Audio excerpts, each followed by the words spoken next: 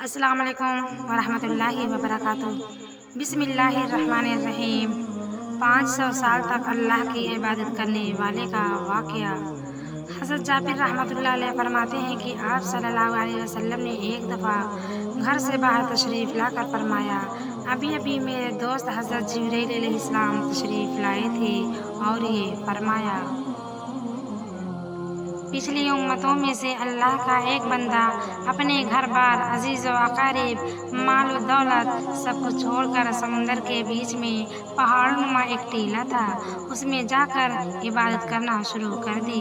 وہ سمندر اتنا وسیع تھا کہ اس ٹیلہ کی ہر جانب 4,000 فرسخ دوری تک سمندر تھا۔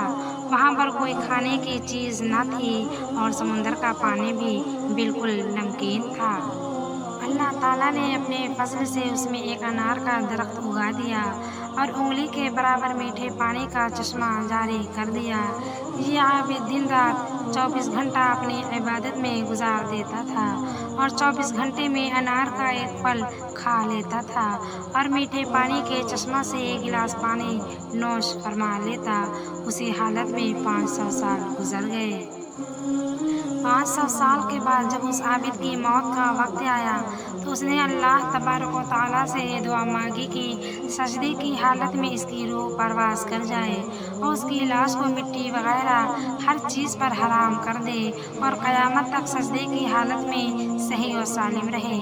اللہ تعالیٰ نے اس کی دعا قبول فرمائی۔ سجدے کی حالت میں اس کی موت ہو گئی اور اللہ تعالیٰ نے وہاں ایسا انتظام کر رکھا کہ قیامت تک وہاں کسی انسان کی رسائی نہیں ہو سکتی۔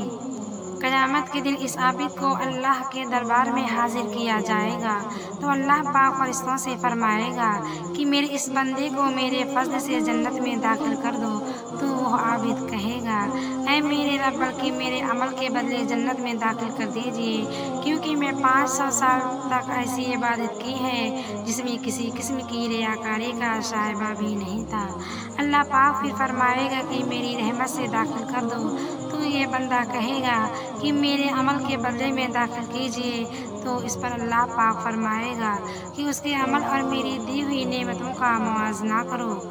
موازنہ کر کے دیکھا جائے گا کہ اللہ نے جو اس کی بینائی عطا فرمائی ہے، صرف بینائی کی نعمت اس کی 500 سال کی عبادت کا احاطہ کر لے گی۔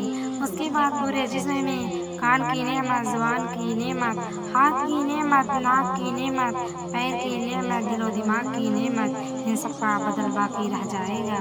پھر ان کے علاوہ جو 500 سال تک اللہ نے میٹھا پانی پلایا ہے اور انار کا پھل کھلایا ہے، ان تمام کا بدل باقی رہ جائے گا۔ تو اللہ پاک فرمائے گا، اس کی 500 سال کی عبادت تو صرف ایک نعمت کے بدلے میں ختم ہو گئی، ہماری باقی نعمتوں کا بدل کہاں ہے؟ لہٰذا اس کو جہنم میں داخل کر دو۔ تو فرشتے اسے گھسیٹ کر جہنم کی طرف لے جانے لگیں گے تو وہ چلانے لگے گا، اے میرے رب، محض اپنی رحمت سے مجھے جنت میں داخل فرما دیجیے۔ اللہ کی طرف سے کہا جائے گا کہ تجھے تو اپنی 500 سال کی عبادت پر بڑا ناز تھا، اب تیری عبادت کہاں چلی گئی؟ اور خطرناک سمندر کے بیچ میں نے تجھے انار کے پھل کھلائے اور 500 سال تک مسلسل میٹھا پانی پلایا، میری ان نعمتوں کے بدلے میں تم کیا لائے ہو؟ تو وہ کہے گا، اے اللہ، آپ اپنی رحمت سے مجھے جنت میں داخل فرمائیے، آپ کی رحمت کے بغیر کچھ بھی نہیں ہو سکتا ہے۔ پھر آخر میں جب حجت تمام ہو جائے گی تو اللہ تعالیٰ فرمائے گا، میری رحمت و میرے فضل کے ذریعے اس کو جنت میں داخل کر دو۔ پھر وہ اللہ کی رحمت ہی کے ذریعے جنت میں داخل ہو سکے گا۔ بھائیو، اگر اللہ نے کسی کو نیک عمل کی توفیق عطا فرمائی ہے تو اس کو خوش فہمی میں مبتلا نہیں ہونا چاہیے، اللہ سے ڈرتے رہنا چاہیے۔ یہ جو اللہ نے موقع عنایت فرمایا ہے، یہ بھی اللہ کی طرف سے بہت بڑا انعام اور توفیق ہے۔ اگر اللہ کی طرف سے توفیق نہ ہو تو موقع ہونے کے باوجود انسان عمل نہیں کر سکتا۔